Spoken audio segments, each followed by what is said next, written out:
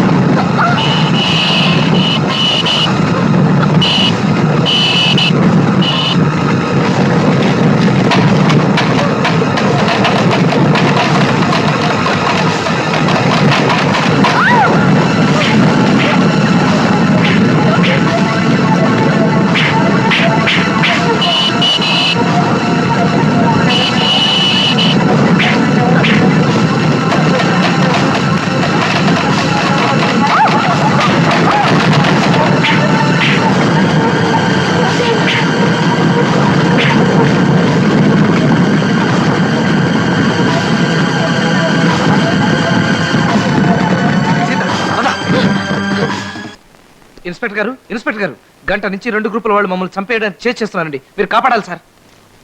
ఏమిటయ్యా మీ గొడవ? ప్రేమ. అది నా కథే, చెప్పు. మా పెళ్లి జరగకుండా 2 గ్రూపుల వాళ్ళు అడ్డుపడుతున్నారు సార్. నువ్వెక్కడ మనిషి అయ్యా బాబు? మీ గొడవ ఏంటో చెప్పమంటే నా కథ చెప్తావేంటి? అబ్బా మీ కథే మా కథ సార్. అలాగా? ఆ. Constables Yes, sir. వీళ్ళ 2 గ్రూపుల్ని మూసేయండి. Okay sir. సార్ మీ స్టోరీ స్క్రీన్ ప్లే డైలాగ్ ఏమిటి సార్? నేను నీలాగే నా లవర్ని తీసుకుని పారిపోతుంటే నన్ను 2 గ్రూపులు తరుముకుంటూ వచ్చాయి. అప్పుడు నేను ధైర్యం చేసి ఒక గుళ్ళో దూరిపోయి దభీమని తలుపేసేసుకున్నా. ఆ చీకట్లో పోదారి మమ్మల్ని చూసి అది పడ్డాడు. చీకటి కదా మిమ్మల్ని చూసి దడుచుకుని ఉంటాడు. నో, ఆయన దడుచుకున్నది నన్ను చూసి కాదు, నా లవర్ని చూసి. ఆ అమ్మాయి అంత భయంకరంగా ఉంటుందా? ఆహా, నేను లేవ తీసుకొచ్చింది ఆయన కూతుర్ని. అయ్యయ్యో. ఆ నన్ను తరువుకొచ్చిన 2 గ్రూపుల్లోనూ ఒకటి మా నాన్న గ్రూపు, ఒకటి మా అమ్మ బ్యాచ్. తన బంధువుల్లో పిల్లనే చేయాలని మా నాన్న, తన బంధువుల్లో పిల్లనే చేయాలని మా అమ్మ. నేను వీళ్ళిద్దరినీ కాదని పూజారి గారి అమ్మాయితో లేచిపోయా. హ, ప్రేమించిన అమ్మాయిని పెళ్లి చేసుకోవడం తప్పే లేదు సార్. కాకపోతే ఆ అమ్మాయి మెడలో తాళి ఎలా కట్టారు అని. మామూలుగానే చేత్తో. నేను అడిగేది అక్కడి నుంచి ఎలా పారిపోయారు అని. నేరుగా స్టేషన్కి వెళ్ళాను. స్టేషన్కి వెళ్ళి ఏ రైలు ఎక్కారు? నేను వెళ్ళింది రైల్వే స్టేషన్ కాదయ్యా, పోలీస్ స్టేషన్ కి. ఓ. అక్కడ ఓ ఇన్స్పెక్టర్ గారి ఆధ్వర్యంలో చాలా ఘనంగా జరిగిపోయింది మా పెళ్లి, బాజాలు మంత్రాలు లేకుండా. సార్ మీరు సబ్ ఇన్స్పెక్టర్, మేము పారిపోయి వచ్చిన వాళ్ళం. మీ చేతుల మీదుగా మా పెళ్లి జరిపించండి సార్. మేమిద్దరం భార్యాభర్తలుగా బయటకు వెళ్తేనే మా ప్రాణాలకు గ్యారంటీ. మీరు ఈ పెళ్లి జరిపించారంటే మీరు చచ్చిపోయేదాకా మీ మేలు మర్చిపోలేదు సార్. ఓకే, అలాగే నేనే చేస్తాను. ఇదిగో పసుపు కొమ్ము. ఇదేమిటి సార్ రెడీమేడ్ గా పెట్టుకున్నారు? ఈ మధ్య పేపర్లలో చూడటంలా గొళ్ళలో కంటే పోలీస్ స్టేషన్లోనే పెళ్లిళ్ళు ఎక్కువ జరుగుతున్నాయని. కట్టే.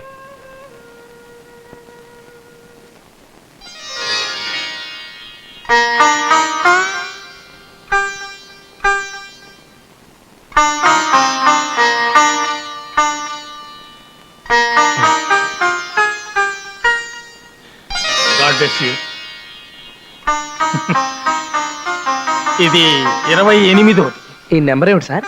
నా సర్వీసులో చేసిన పెళ్లి. ఓహో.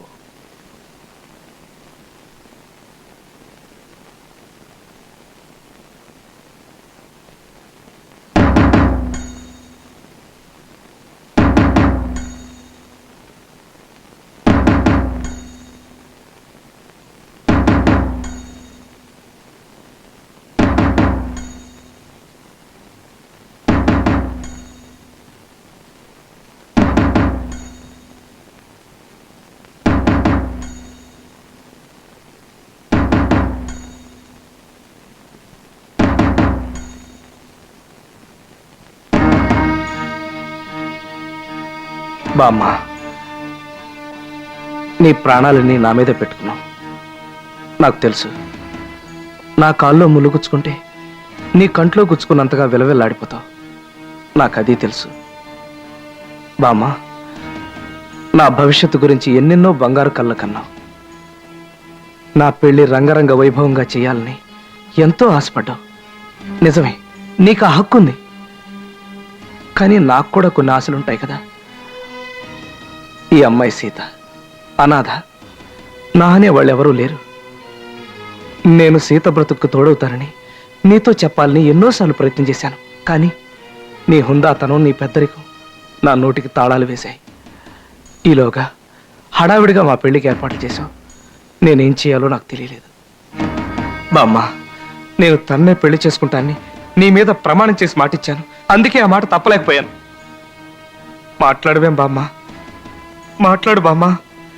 మా మీద నీకు ఇంకా కోపం తగ్గకపోతే నీ ఇష్టం వచ్చేట్టు మమ్మల్ని తిట్టు కొట్టు. మా మీద నీకు అధికారం ఉంది. కానీ నాకు ఇంకేం వద్దు బామ్మ. మీరిద్దరూ క్షేమంగా ఉండండి అని నువ్వు ఒక్కసారి ఆశీర్వదించు బామ్మ. నువ్వు ఆశీర్వదిస్తే ఆ అమ్మవారు ఆశీర్వదించినట్టే. అది నా నమ్మకం. నిన్ను ఆశీర్వదించడానికి నేనెవరయ్యా?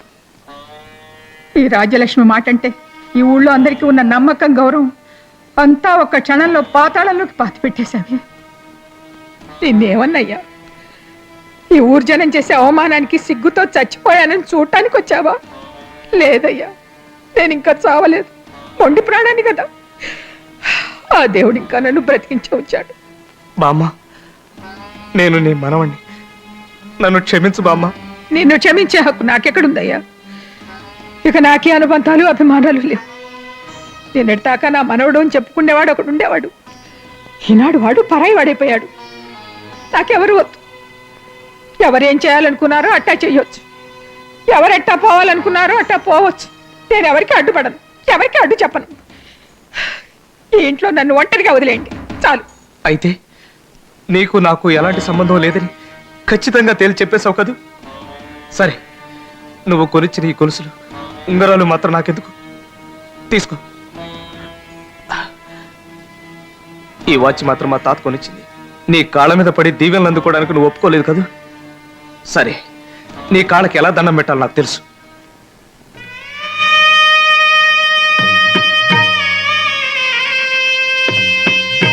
నీ పాదాలకు కాకపోయినా నీ పాదరక్షలకు దండం పెట్టుకుంటా బామ్మ.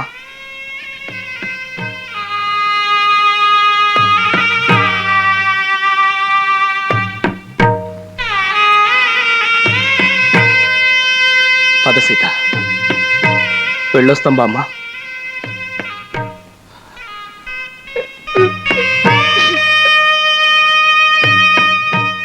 బామ్మ, ఈ ఇల్లు వదిలి నేను వెళ్ళినా నా మనసుదలు నువ్వు ఎక్కడికి వెళ్ళలేవు.